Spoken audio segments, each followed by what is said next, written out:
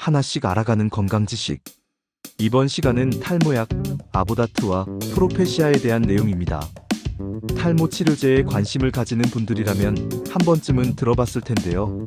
이 두 약은 남성형 탈모, 즉 안드로겐성 탈모 치료에 주로 사용되는 대표적인 약물입니다. 그 작용 원리는 비슷하지만 세부적인 메커니즘과 그로 인한 효과, 그리고 부작용 면에서는 미묘하지만 중요한 차이를 가지고 있죠.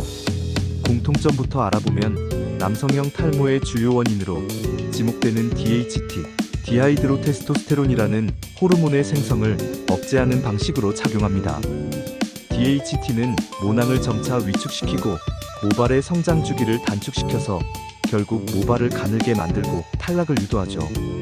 이 DHT의 생성을 막음으로써 탈모의 진행을 늦추고 휴지기에 있던 모발들이 다시 성장기로 전환되어 새롭게 자라나도록 돕는 역할을 하는 것입니다.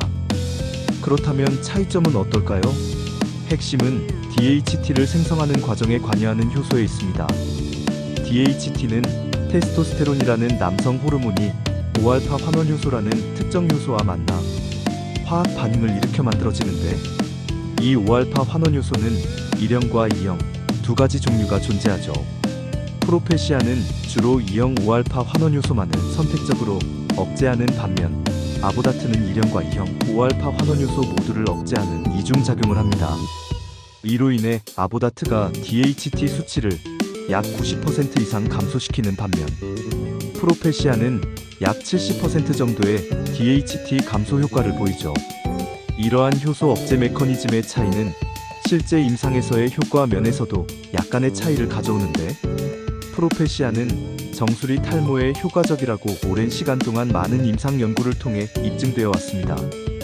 반면 아보다트는 1형과 2형 효소를 모두 억제하는 특성 덕분에 M자 탈모, 즉 앞머리나 헤어라인 탈모에도 효과가 있다는 보고와 경험담이 많죠.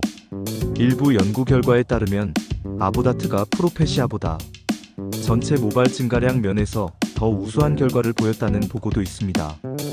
하지만 이 두 약 모두 공통적으로 꾸준히 그리고 장기적으로 복용해야 효과를 볼 수 있으며, 일반적으로 약 복용 후 최소 3개월 이상은 지나야 모발의 변화를 감지할 수 있으며 최적의 효과는 1년 이상 꾸준히 복용했을 때 나타나는 경우가 많죠. 다음으로 부작용에 대한 이야기를 해볼까요? 두 약의 가장 대표적인 부작용은 바로 성기능 관련 문제입니다. 성욕 감소, 발기부전, 사정장애 등이 나타날 수 있으며, 이는 약의 작용 기전상 어느 정도 예상될 수 있는 부분이죠. 프로페시아의 경우 임상시험 결과 복용자의 약 2% 미만에서 성기능 관련 부작용이 나타났다고 보고되어 있습니다. 아보다트 역시 비슷한 수준으로 알려져 있지만 간혹 체질에 따라 좀 더 민감하게 반응하는 분들도 있을 수 있죠. 하지만 두 약은 반감기에서 차이를 보이는데요. 반감기란 약 성분이 우리 몸에서 절반으로 줄어드는데 걸리는 시간을 의미합니다. 아보다트는 반감기가 상당히 긴 편이며 복용하다가 중단하더라도 약 성분이 몸속에서 완전히 빠져나가기까지 오랜 시간이 걸릴 수 있죠. 그렇기 때문에 부작용이 몇 개월간 지속될 가능성도 있습니다. 반면 프로페시아는 아보다트에 비해 반감기가 짧은 편이라 약 복용을 중단하면 부작용이 비교적 빠르게 사라지는 경향을 보이죠. 한편 연구에서는 젊은 남성분들이 프로페시아를 복용할 경우 드물게 자살 경향성이나 정신과적 이상 반응이 나타날 수 있다는 보고도 있었습니다. 드문 경우이지만 만약 약 복용 중 심리적으로 불안감이나 우울감 또는 다른 이상 증상을 느낄 수 있죠. 이 외에도 유방 압통이나 비대, 우울증과 같은 부작용이 나타날 수 있으니 약을 복용하는 동안 자신의 몸에서 일어나는 변화에 주의를 기울이고 조금이라도 이상하다고 느껴지면 의료진과 상의해야 합니다. 물론 모든 사람에게 이런 부작용이 나타나는 것은 아니며 대다수의 환자는 큰 문제 없이 약을 복용하죠. 사실 약물 복용만큼이나 중요한 건 일상생활에서의 습관을 유지하는 것입니다. 탈모는 단순히 유전적인 요인뿐만 아니라 스트레스, 식습관, 수면 패턴 등 다양한 환경적 요인의 복합적인 결과물인 경우가 많죠. 탈모를 예방하고 관리하는 데 필요한 생활 습관들을 몇 가지 소개해드리면, 첫째, 두피 청결은 기본입니다. 하루 동안 두피에 쌓인 미세먼지, 피지, 노폐물 등은 모낭을 막고 염증을 유발하여 탈모를 악화시킬 수 있죠.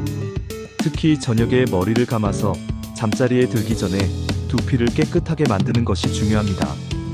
너무 뜨겁거나 차가운 물보다는 미지근한 물로 감는 것이 두피에 자극을 덜 주고, 샴푸할 때는 손톱이 아닌 손가락 지문 부분을 사용하여 두피를 부드럽게 마사지하듯이 감아주세요. 샴푸 잔여물이 두피에 남지 않도록 여러 번 충분히 헹궈내는 것도 중요하죠. 머리를 말릴 때는 뜨거운 바람보다는 찬 바람을 이용하거나 여유가 있다면 자연 바람으로 머리를 말리는 것이 두피 건강에 훨씬 좋습니다. 뜨거운 드라이기 바람은 두피를 건조하게 만들고 모발에 손상을 줄 수 있기 때문이죠. 둘째, 건강한 식습관입니다.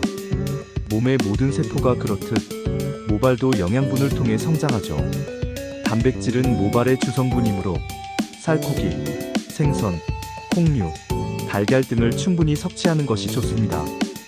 비타민 B군, 특히 비오틴, 비타민 C, 비타민 D, 아연, 철분 등은 모발 건강에 필수적인 영양소이죠. 신선한 채소와 과일, 견과류, 통곡물 등을 골고루 섭취하고, 인스턴트 식품이나 지나친 기름진 음식, 그리고 과도한 알코올과 카페인 섭취는 피하는 것이 현명합니다. 오메가3 지방산이 풍부한 등푸른 생선도 탈모 예방에 도움이 된다고 하니 식단에 적극적으로 포함시켜보는 것도 좋죠. 셋째, 생활습관 개선입니다. 충분한 수면은 모발 재생에 매우 중요한데요. 특히 밤 10시부터 새벽 2시 사이에는 성장 호르몬이 활발하게 분비되므로 가급적 이 시간대에 숙면을 취하는 것이 좋죠. 스트레스는 탈모의 주요 원인 중 하나이기 때문에 명상, 요가, 가벼운 운동, 취미 활동 등 자신에게 맞는 방법으로 스트레스를 효과적으로 관리해야 합니다. 참고로 규칙적인 운동은 전신 혈액순환을 원활하게 하여 두피와 모발에 영양 공급을 돕죠. 흡연은 두피 혈액순환을 방해하고 모발 건강에 해로우니 금연하는 것이 좋고, 다이어트는 영양 불균형을 초래하여 탈모를 유발할 수 있으므로 피하는 것이 좋습니다. 외출 시에는 자외선으로부터 두피를 보호하기 위해 모자나 양산을 사용하는 것도 좋은 습관이죠. 하나씩 알아가는 건강 지식. 이번 시간은 여기까지입니다. 영상 내용이 유익했다면 구독과 좋아요 부탁드려요.